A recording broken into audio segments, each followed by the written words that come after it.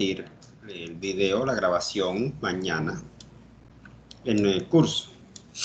Entonces, en esta primera sesión, pues, darle la bienvenida formal a este curso. Ya estamos en la segunda semana de actividades.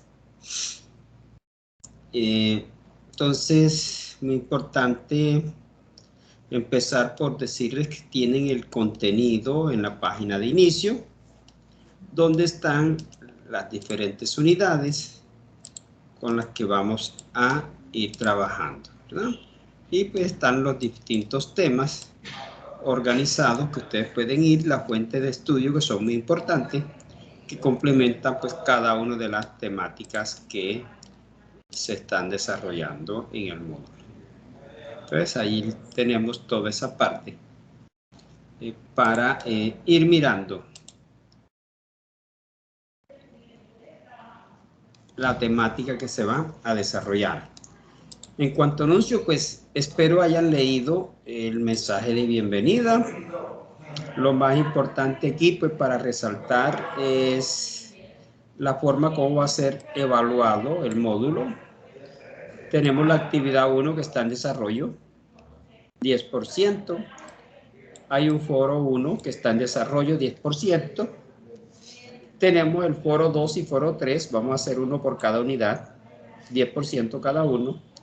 Y vamos a intentar hacer algo de práctica con el trabajo 1 y trabajo 2. Profe, Sí. me disculpas que te interrumpa. Tú estás compartiendo pantallas que a mí no me aparecen. Ok, vamos a revisar acá. Vamos a intentar compartir. Vamos a ver. Dale. O no sé si a los compañeros no les aparece, a Lady o... Bueno, ahí Vamos a... como que me está cargando. Listo. Ahora sí, gracias. Perfecto. Y ahora sí. Ok. Entonces, Sí, ahora sí. Vale, estábamos conversando, les estaba comentando sobre la forma como va a ser evaluado el módulo. Les decía que tenemos una actividad 1 que está en desarrollo, 10%. Por favor, me van dando a admitir allí a los compañeros que vayan llegando para no tener que estar yendo y viniendo. Tenemos el foro 1, 10%, que está en desarrollo. Y adicional vamos a hacer el foro 2 y 3, uno por cada unidad temática. Cada uno de los foros tiene un valor del 10%. La actividad 1 y los 3 foros pues conforman la parte del seguimiento, que es el 40%. Hay una parte práctica que es el trabajo 1 y 2, 20% cada uno, serían 80%, y la evaluación en línea, un 20%. Podemos trabajar en equipo, pues aquí dice de 2. Yo ahorita ya voy a verificar pues cuántos alumnos tenemos y ya conversamos esa parte. Algo importante pues son las fechas. Iniciamos el 7 de abril, finalizamos el 1 de abril. La semana de ajuste ya pasó del 7 al 11. La cancelación del curso la pueden hacer hasta el 4 de marzo. Si requieren cancelar un curso, espero que no. Como costumbre, la evaluación docente va del 14 de abril al 1 de marzo. Del 14 de marzo al 1 de abril. Y podrán consultar sus notas en Academusoft a partir del 6 de abril. Los demás pues son aspectos meramente informativos que pueden ir leyendo. Estoy como tratando de resumir lo más importante. Pues ya conocen la programación de los encuentros sincrónicos. Hoy tenemos la primera, el marzo 1 tenemos la segunda y el 15 una tercera sesión.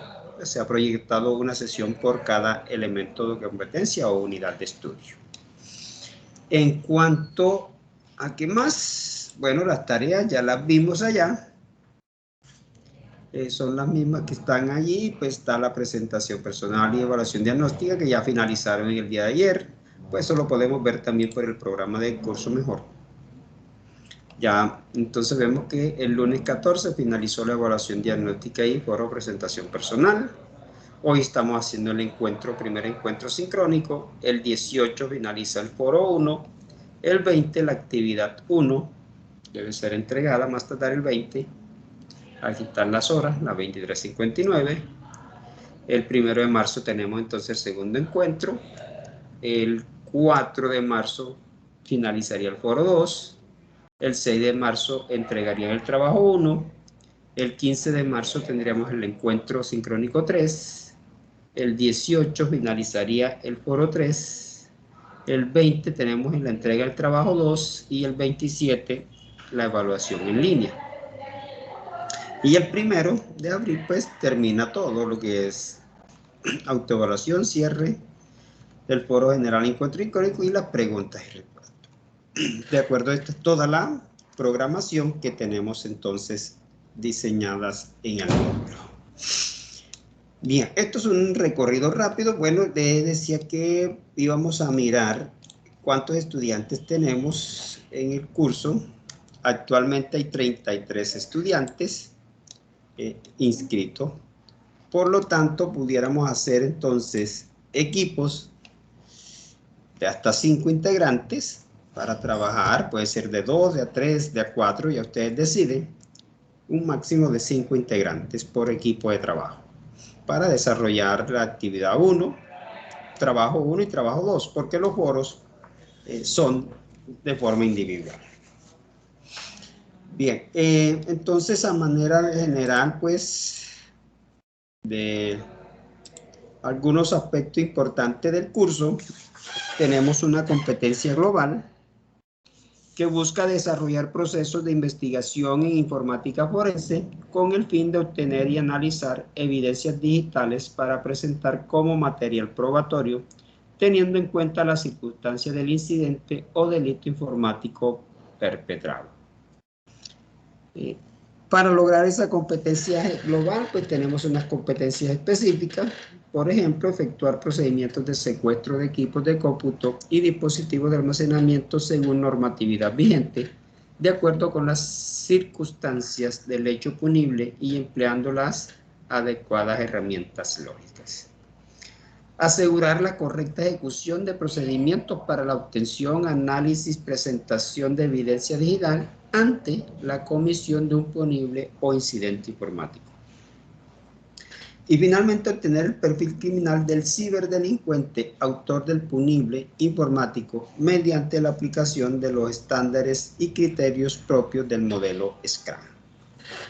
Para lograr esas competencias, se propone entonces las siguientes temáticas. Para el elemento de competencia 1, estaríamos hablando de las definiciones y generalidades de la informática forense, lo que es el proceso de análisis forense, procedimientos judiciales y las herramientas lógicas de informática forense. En el elemento de competencia 2, hablaremos de la metodología de análisis forense, análisis a sistemas vivos y sistemas muertos, principio de transferencia de local, protocolo de cadena de custodia y hablaríamos del proceso de identificación, preservación, recolección y análisis de la evidencia digital. En el elemento de competencia 3, pues hablaremos de planteamientos previos, generalidades y componentes del modelo Scrum, metodología de aplicación del modelo Scrum e interpretación de la escala valorativa del modelo Scrum. Esos serían los 3 elementos de competencias y las 3 unidades temáticas con las que vamos a trabajar. Es un gráfico que está ahí en el módulo. Igual está la justificación, no la vamos a leer, está allí, ustedes la pueden leer cuando ingresan al módulo. Y nuevamente, pues, aquí está mejor distribuida ya la parte de la evaluación. Como les contaba, pues el seguimiento que vale 40%, conformado por el foro 1, 2, 3 y actividad 1, cada uno con 10%. La parte práctica, que es el trabajo 1 y 2, 20% cada uno. Y la evaluación en línea, al final, pues, el 20%. Eso nos da un total del 100%. ¿Qué es importante tener en cuenta y que siempre me gusta recalcar en mis primer encuentros sincrónicos? Es la importancia que se debe dar a las citas y referencias bibliográficas. Pues es muy importante que los trabajos, actividades que desarrollen no solo para este curso, no solo en su formación profesional, sino en su actividad laboral, ¿sí? Los informes, los documentos que elaboremos, pues lo hagamos respetando los derechos de autor. Y para ello, entonces, existen lo que son las citas y referencias. ¿Aplicado a quién? A las normas APA, que es lo que se utiliza a nivel de la academia. Por supuesto, hay otras normas, como la IEEE para ingenierías, Vancouver, la Incontec y otras más. Lo importante es que se ajuste a cualquiera de estas. La que usamos en nuestro medio, normalmente a nivel de la academia, es la Incontec, la APA. En algunos casos, pues se utiliza la Incontec y la IEEE, que es para las partes de ingenierías. Nosotros vamos a trabajar con la norma APA, que es la que se utiliza en la universidad. Entonces es muy importante tener en cuenta esta parte. Ya hablaremos de la norma APA ahorita en un momento. Importante, pues, la fuente de donde se toma la información. Pues, se considera como fuente no válidas, por ejemplo, Wikipedia, Rincón del Vago, monografías, Buenas Tareas, entre muchas otras. Porque este tipo de páginas no cuentan con un rigor científico y académico en sus publicaciones, sino que cualquier persona sube un documento, un trabajo, y no ha sido revisado por pares que determinen que sí tiene la calidad necesaria. Entonces, lo recomendable es utilizar para ello base de datos académica. Nosotros tenemos, hago aquí una pausa, si nosotros ingresamos al curso, tenemos, por ejemplo, la biblioteca de libros y tenemos Pearson. Son dos bases de datos académicas que podemos utilizar. Si yo le doy clic aquí, él me va a abrir, me lleva el libro y yo puedo hacer una búsqueda, por ejemplo, rápida. Yo puedo decir, por ejemplo, introducción a la informática forense. A la informática forense. Hago la búsqueda. Me dice que lo sentimos, su búsqueda no coincidió. Introducción a la informática forense. Bueno, vamos a buscar solo informática forense. Yo había hecho la búsqueda y habían conseguido. Aquí está. No sé por qué no me lo había tomado. Introducción a la informática forense. Por ejemplo, aquí está un libro muy interesante que está relacionado dentro de las fuentes de estudio. Yo puedo leerlo en línea, por ejemplo, y buscar aquí algún capítulo, algo que me interese sobre este libro. Entonces, era como para mostrarle, pues, las fuentes. Es muy importante utilizar este tipo de fuentes. También se puede utilizar Google Académico y entidades reconocidas como las universidades. Cualquier información publicada de una universidad pues se considera que tiene un rigor científico que es válida. Por ejemplo, la Asociación Colombiana de Facultades de Ingeniería, la Asociación Colombiana de Ingenieros de Sistemas, entre muchas otras entidades que gozan de privilegio, perdón, de garantía de información que nos garantizan esa calidad, ¿sí? Esa seriedad en los trabajos y publicaciones hechos. Pues para tenerlo en cuenta. Aquí los invito pues a leer algunos artículos sobre la importancia de las referencias bibliográficas y las citas en la elaboración de documentos y trabajos escritos. Esto para que la tenga, yo les voy a compartir esta presentación en el día de mañana, pues con el video que se está grabando. Entonces, se debe aplicar la norma APA en todos los documentos. Aquí les dejo un enlace, ¿sí? Que lo podemos abrir directamente. Y aquí está. https://normas-apa.org, actualizada la 7ª edición, la última. Entonces aquí encontramos, por ejemplo, portadas, cómo vamos a elaborar una portada. Entonces aquí nos dice portada para estudiantes, trabajos académicos. Nos dice, por ejemplo, lleva el número de la página, el título, el nombre del estudiante, nombre de la universidad y curso, el nombre del profesor o instructor y la fecha. Es una portada sencilla. O si quieren, perdón, una portada para profesionales, pues aquí también tienen el esquema. Por ejemplo, cómo debemos insertar una tabla. Aquí está, tabla. ¿Cómo la debemos insertar? Aquí nos habla de que debe tener un número, un título, un encabezado, el cuerpo, la nota. ¿Sí? Y aquí nos da un ejemplo. Aquí está, tabla 1, el nombre, o sea, el título de la tabla, el cómo debe ser la tabla, solo debe llevar las líneas horizontales que van en la parte del encabezado, luego viene el contenido y el total también debe ir con líneas horizontales, ¿sí? Y al final, pues, la nota, una nota que describe la tabla y además se cita si no es de autoría, por ejemplo. También así encontramos las figuras o imágenes que igual deben ser citadas. Una imagen entonces tiene el número de la figura, el título, la imagen, la leyenda y la nota. Entonces, miren que esto es la figura, el 1, empieza siempre por ahí, el título, la imagen o figura como tal, y la nota que especifica la descripción resumida de la imagen o de la figura, y la cita cuando no es de nuestra autoría. Entonces estamos mirando que hay muchas cosas aquí, por ejemplo, tamaño de página, margen, tipo de fuentes. ¿Qué tipo de fuentes se debe utilizar, por ejemplo, en un trabajo? Entonces, él nos dice, puede ser el Calibri, debe ser de 11 puntos, la Arial debe ser de 11 y la Lucida Sans Unicode de 10 puntos.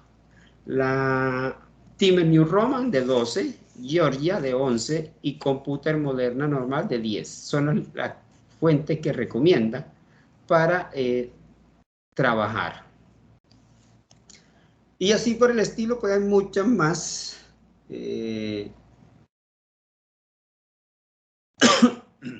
elementos. Están los márgenes, alineación, los títulos y subtítulos, muy importante.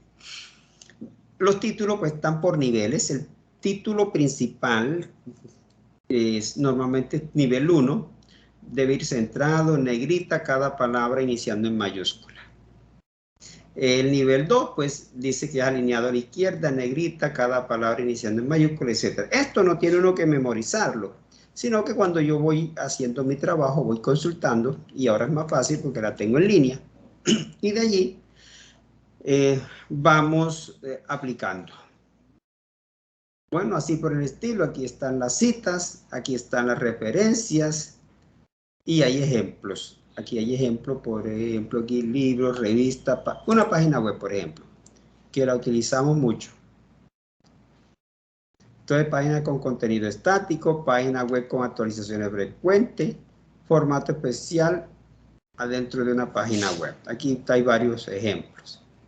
Entonces, ya miramos eso. Entonces, es como para que lo tengan presente, que tienen una norma APA en línea, que es open source, que todos tenemos acceso y que está actualizada a 7ª edición y que la podemos utilizar para consulta y aplicación en nuestros trabajos.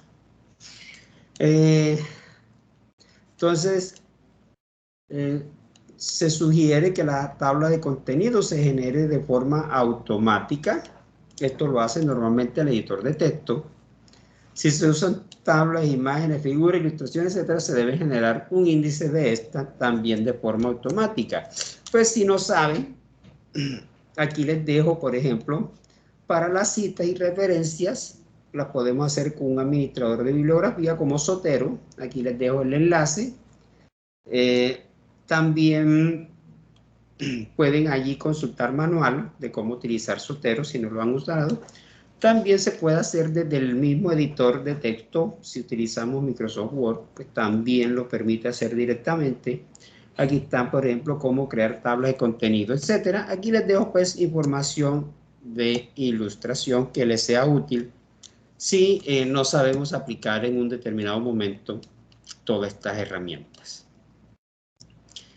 Eso pues como información a nivel general de lo que se espera, entonces conseguir, se quiere pues trabajos bien presentados, trabajos ya pues universitarios que cumplan con esa rigurosidad de la presentación y la aplicación de lo que es las normas APAS, porque eso le da fortaleza y le da credibilidad a los trabajos que presentamos. Bien. Lo otro, pues, para consultar o para comentar, tiene que ver, para hacer un recorrido, no lo vamos a desarrollar, por supuesto, completamente, sino que vamos a hacer un recorrido, por ejemplo, del elemento de competencia 1.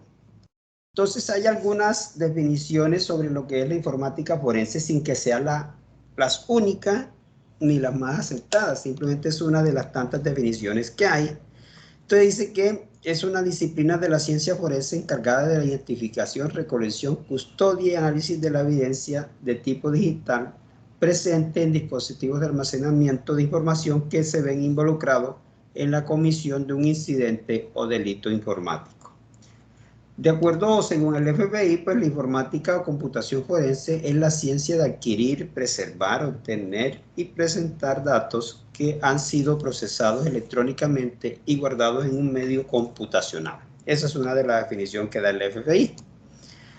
La Asociación Colombiana de Ingenieros de Sistemas la define como la disciplina auxiliar de la justicia moderna para enfrentar los desafíos y técnicas de los intrusos informáticos, así como garante de la verdad alrededor de la evidencia digital que pudiese aportar en un proceso.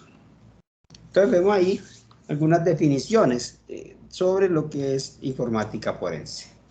Hay otros conceptos como computación forense, disciplina de la ciencia forense que, considerando las tareas propias asociadas con la evidencia, procura descubrir e interpretar la información en los medios informáticos para establecer los hechos y formular las hipótesis relacionadas con el caso.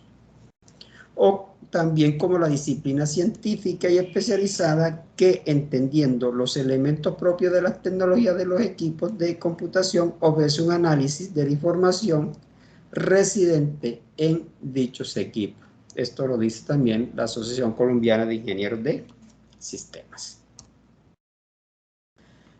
Otro concepto es Network Forensic o forencia en redes. Es un escenario aún más complejo. Es necesario comprender la manera como los protocolos, configuraciones e infraestructuras de comunicaciones se conjugan para dar como resultado un momento específico en el tiempo y un comportamiento particular. Entonces, esto nos habla de lo que es la forencia en redes. También tenemos la forencia digital, forma de aplicar los conceptos, estrategias y procedimientos de la criminalística tradicional a los medios informáticos especializados con el fin de apoyar a la administración de justicia en la lucha contra los posibles delincuentes, o como una disciplina especializada que procura esclarecer los hechos, quién, cómo, dónde, cuándo, por qué, de eventos que podrían catalogarse como de incidentes, fraudes o usos indebidos, bien sea con el contexto de la justicia especializada o como apoyo a las acciones internas de las organizaciones en el contexto de la administración de la inseguridad informática. Bien. ¿Cuáles son los objetivos entonces que persigue o busca o tiene la informática forense? Básicamente son tres. La compensación de los daños causados por los criminales o intrusos, pues cuando se causan daños, normalmente se busca la compensación. Pues cuando se descubre el autor, se captura y se le impone entonces algún tipo de compensación por los daños que haya causado. Esa compensación, pues el monto va a depender, es un monto económico, va a depender del tipo de delito que haya cometido y la gravedad. La persecución y procesamiento judicial de los criminales, por supuesto, porque con la informática forense pues se puede evidenciar, ¿sí? Que un hecho fue cometido por una persona en particular, porque siempre que utilicemos equipos vamos a dejar un rastro digital. Entonces, es posible seguirlo y poder demostrar que la persona tuvo o fue autora o tuvo injerencia en cometer dicho delito. La creación y aplicación de medidas para prevenir casos similares. Pues esto se utiliza en las organizaciones a manera o a nivel preventivo para detectar posibles debilidades en su proceso, en su fortalecimiento tecnológico, y de esta forma entonces se pueden implementar medidas que contrarresten aquellas vulnerabilidades identificadas por la organización. ¿Sí? Para tomar las medidas correctivas y evitar que se puedan llevar a cabo eventos delictivos. Básicamente son los tres objetivos con los que la informática forense busca para compensar la persecución y procesamiento judicial y la creación y aplicación de medidas preventivas. ¿Cuándo se usa o cómo se usa la informática forense? Pues para temas corporativos, para mantenimiento de la ley, en la investigación de seguros, esto es muy importante, en la persecución criminal y en los litigios civiles. ¿Sí? Este es entonces alguno de los usos específicos que tiene la informática forense. Pueden ser más, esos son algunos. A nivel de generalidad y principio, pues, puedo decir que se debe evitar la contaminación de las escenas y de las evidencias. Eso es fundamental cuando iniciamos un proceso de informática forense. A toda costa se debe evitar la contaminación de las escenas y de las evidencias. Se debe actuar metódicamente. ¿Por qué? Porque si no lo hacemos, vamos a modificar o posiblemente a inferir en las distintas evidencias que pudieran recabarse en el lugar de los hechos. Entonces, para ello se deben seguir los lineamientos de las metodologías de análisis forense en cada una de sus etapas a fin de evitar errores de procedimiento que comprometan la integridad de la evidencia y de los equipos. Se debe aplicar las previsiones de cadena de custodia. Esto es esencial en un proceso de informática forense. La custodia de las evidencias es requisito indispensable en un proceso de informática forense. Pues porque ellas lo que nos garantizan la originalidad y confiabilidad de las distintas pruebas que se puedan encontrar y presentar ante un juzgado como evidencia de un hecho delictivo.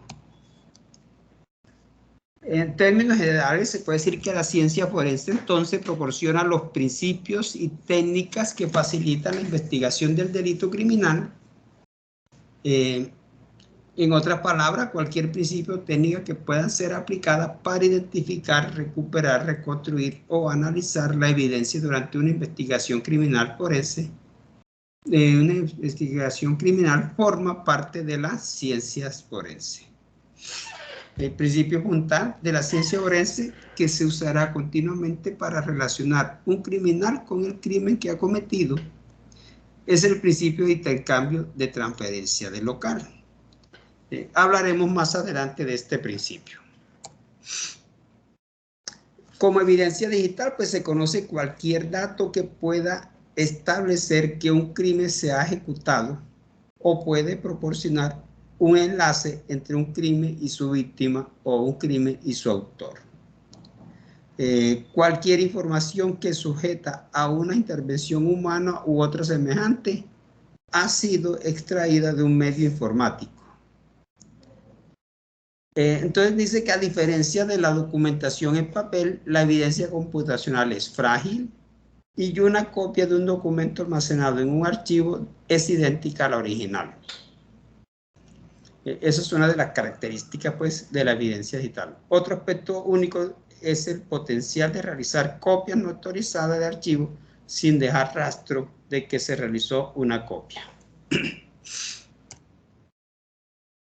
Aquí hay algunos enlaces sugeridos para profundizar, abordar estas temáticas. Pues esos son algunos. Dentro del tema 2, pues hablamos de los procesos de análisis forense y eso implica la identificación, por supuesto, de las evidencias, la recopilación de estas, ¿sí? Se identifican, se recopilan, se preservan.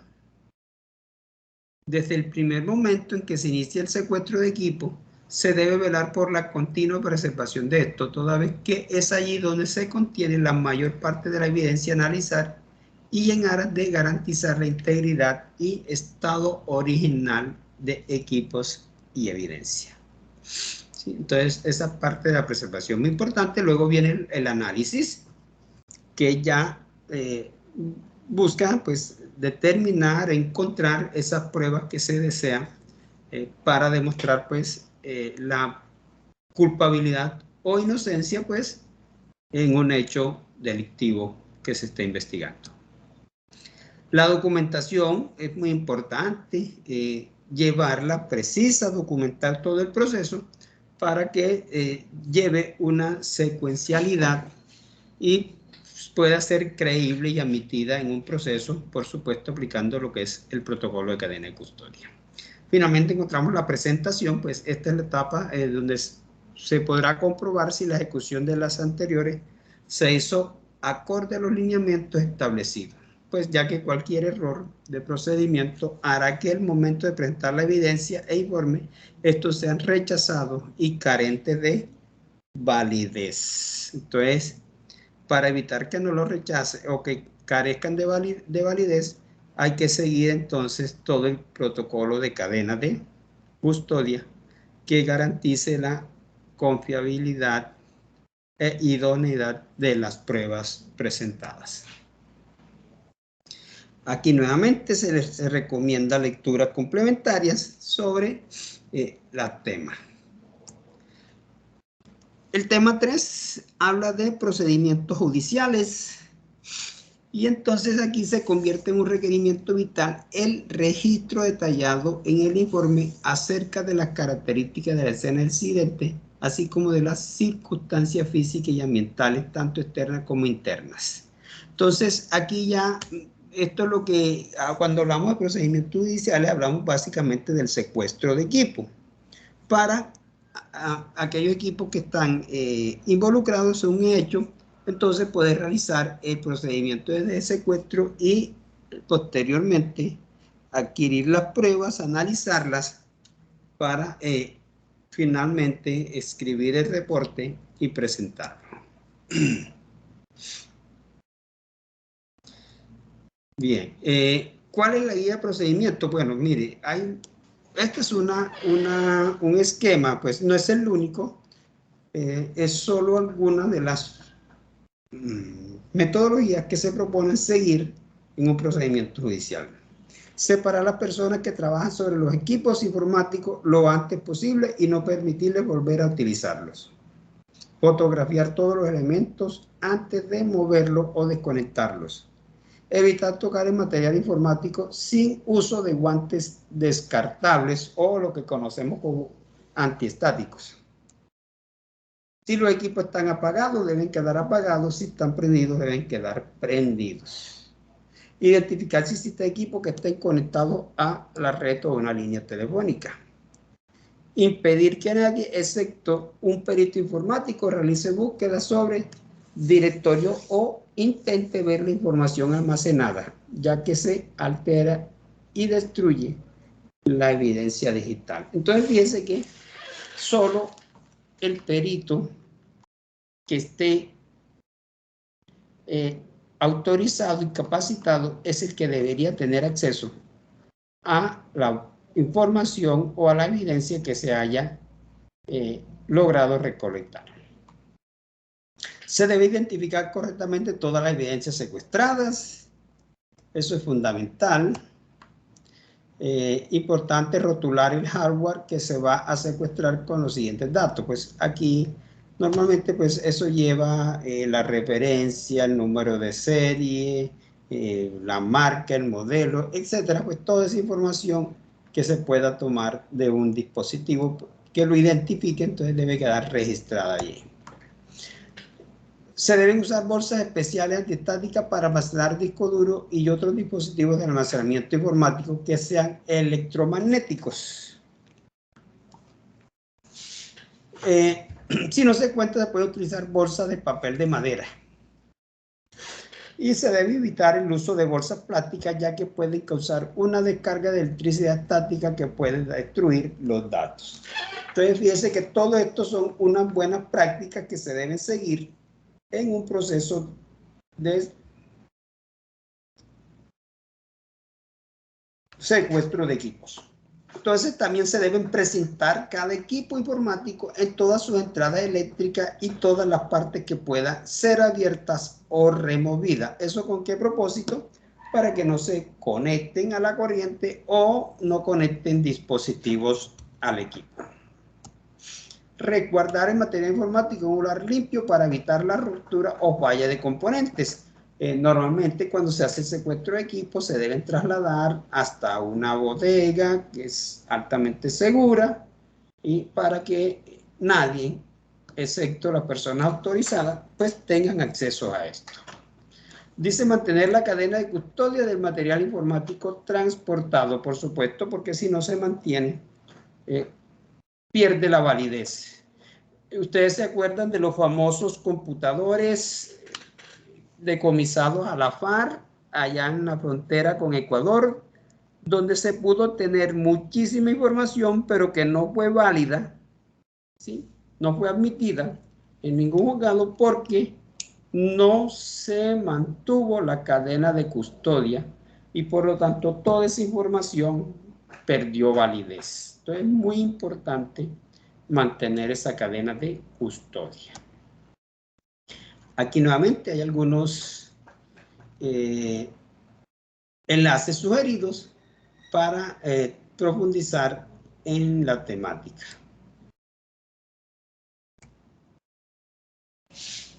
El tema 4 habla de las herramientas lógicas de informática forense. Para nosotros poder hacer un proceso de informática forense necesitamos necesariamente de unas herramientas especializadas que nos van a ayudar a desarrollar todo el proceso. Algunas de estas herramientas pueden ser, por ejemplo, las más reconocidas a nivel internacional. Tenemos InCase, Forensic Toolkit y WinHex, entre otras. Entonces, todas son licenciadas, realizan imágenes, hacen control de integridad, hacen análisis y son admitidas en los diferentes casos. Ahí se les dejan los enlaces de estas herramientas por si desean consultarlos y profundizar en ellos. Hay otras herramientas como NIRSoft, que presenta un conjunto de herramientas, por ejemplo, para utilidades para recuperación de contraseña, de monitoreo de red, relacionadas con Internet, DMS o LOOK, líneas de comando, de escritorio y herramientas de sistemas gratis. También tenemos la Forensic Power Tool y vemos un listado de herramientas que Forensic Power Tool ofrece a los usuarios. Bueno, aquí está el listado de herramientas para dispositivos móviles y productos comerciales.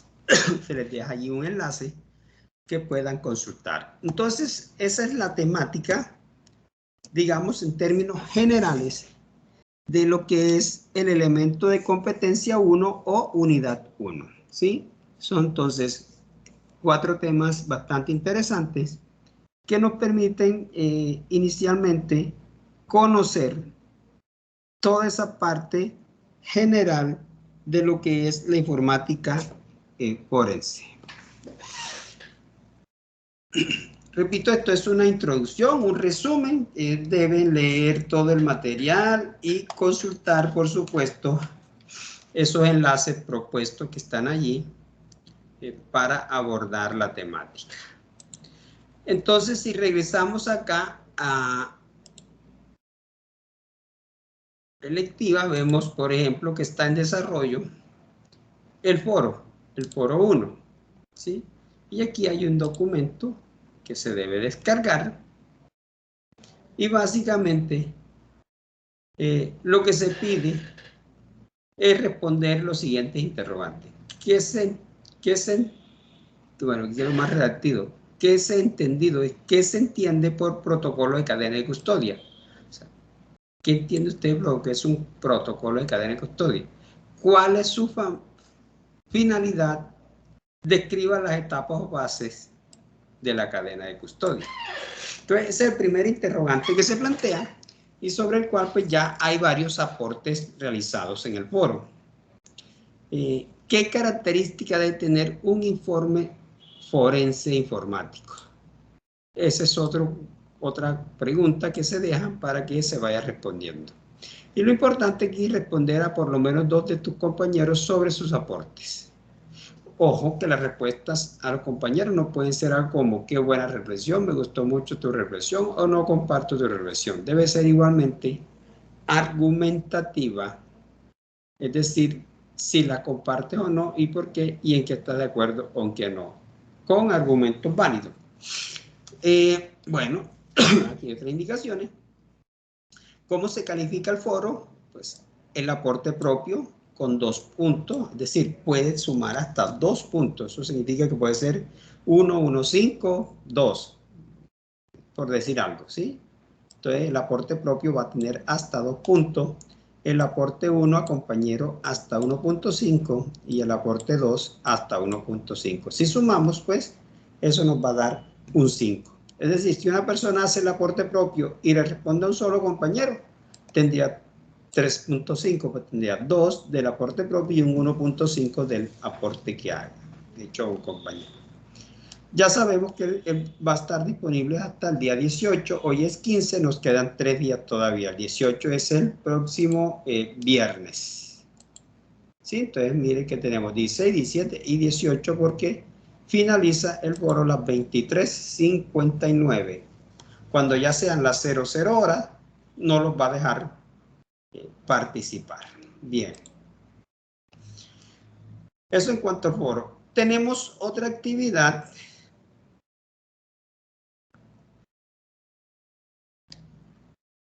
que es, vámonos a tarea, la actividad 1.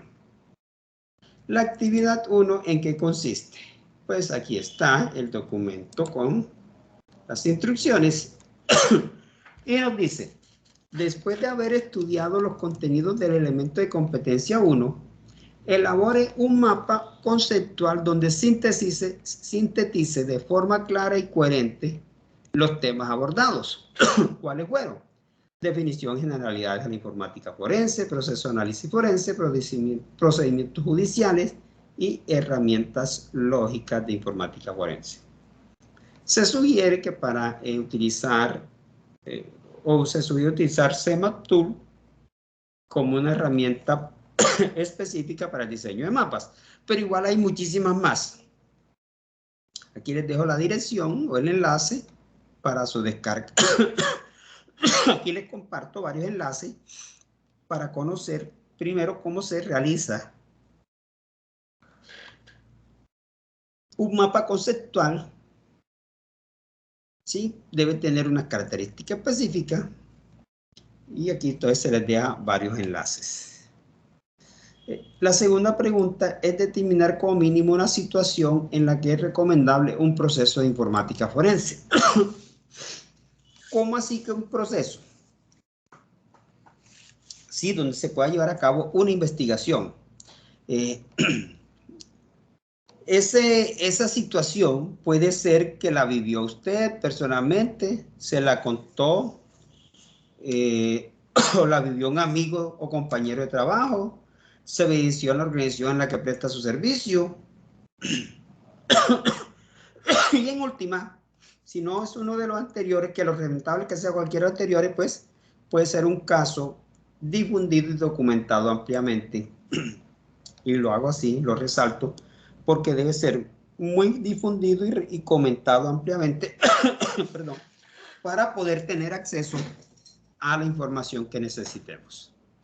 Entonces, el documento debe tener como mínimo portada, introducción, objetivo general, específico, desarrollo, conclusión y las referencias bibliográficas, pues, donde nos apoyamos para del desarrollo de la temática y todas las consultas que se pudieron haber hecho para ampliar la temática. Entonces, eso es muy importante. Y la actividad pues, está disponible desde el 9 hasta el 20 de febrero. Y puede ser desarrollada en equipo de hasta 5 integrantes. Eso entonces, digamos que es en términos generales lo que tenemos para desarrollar en esta semana, que es el foro 1 y la actividad 1, pues, y ya estuvimos visualizando el contenido temático del elemento de competencia 1, que es con el que estamos trabajando tanto el foro como la actividad 1. Entonces, digamos que esto sería, en términos generales, lo que traigo para compartirles en este primer encuentro. Por aquí veo que Oscar tiene la mano levantada. Oscar, adelante. Profe, buenas noches otra vez. No, profe, es una duda con respecto al trabajo 1, el punto número 2. Es solamente exponer el caso y pues cómo sería esa exposición del caso. No, contarlo, decir, contar el caso sin profundizar. Como lo dice aquí ya yo cerré, pero bueno, vamos a ver, yo debo tener aquí actividad 1. Como dice aquí el caso, el punto 2, determine como una situación en la que es recomendable un proceso de informática forense según lo entendido. Esta situación puede ser que la vivió usted personalmente, se la contó, o la vivió un amigo o compañero de trabajo, se evidenció en la organización en la que presta su servicio. Un caso difundido, documentado ampliamente por los medios de comunicación. Este debe estar sustentado en la bibliografía presentada en las fuentes de estudio y por lo que puedan consultar en base de datos de la biblioteca virtual. Solo exponga la situación, no la analice. O sea, va a contar el hecho, ¿qué pasó? Usted, por ejemplo, va a decir, bueno, tengo un compañero de trabajo en el cual le mandaron un correo que era un phishing y no sé, le robaron la información o le secuestraron la información y lo que se convierte en un ransomware, por ejemplo. Entonces, ese es el caso. Ya, así, descrito. O sea, es describir la situación. ¿Qué pasó? No la van a ni analizar, no van a hacer más nada, simplemente van a contar el caso. ¿Para qué? Porque yo voy a mirarlo, lo voy a leer y entonces vamos a hacer un trabajo 1 y 2 práctico a partir del caso. Ah, perfecto, profe, no, perfecto. Sí, porque tengo un caso en la empresa, algo así parecido a lo que usted está describiendo. Entonces me parece muy interesante porque al interior de la empresa se hizo un trabajo, pero no conozco muy bien qué fue lo que hicieron porque lo hizo pues el área de seguridad. Claro que sí. Ah, perfecto, profe, listo, muchas gracias. Ok, Oscar, con mucho gusto. ¿Alguien más tiene inquietudes? ¿Preguntas? Carlos, Ladies, Marisol, Adrián, Jason, Brian.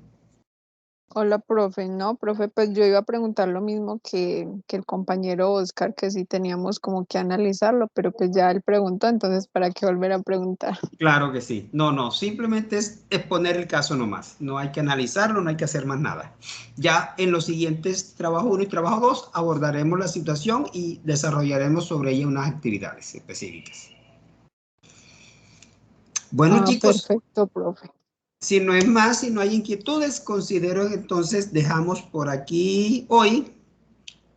Cualquier duda, cualquier inquietud, recuerden que tenemos el foro de preguntas y respuestas, tenemos el correo de la plataforma por donde me pueden escribir.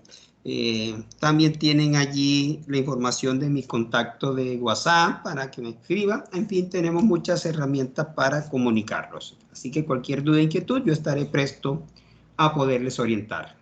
No siendo más, pues damos por Gracias. finalizado este primer encuentro sincrónico. Voy a detener la grabación y en el día